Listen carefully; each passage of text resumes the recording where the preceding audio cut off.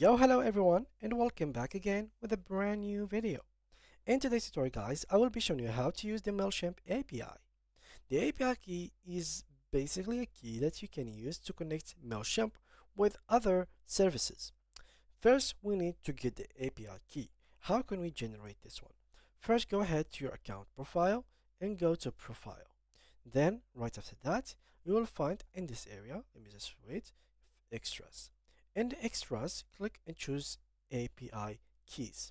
Once you have done that, a page will be opened that will show you every single API key that you have and an option to create a new one. Now, what I'm going to do is pretty simple. Go ahead and click right here, create a key, and this is how it looks like. So I'm going to choose this audience. This API will work for this audience. And here, let's give it a label. So I'm going to do, for example, this API will be my API for linking Mailchimp with Facebook. This is an example. And here I'm just going to add developer email, which is mine. Click in here and create key. As you can see, this is the key or the code that you can use for in case you were a developer. Here the Android Colton key. This is how it looks like. And here the merge fields, how it looks like. So now what it is left to do is to copy this key and paste it on the other service.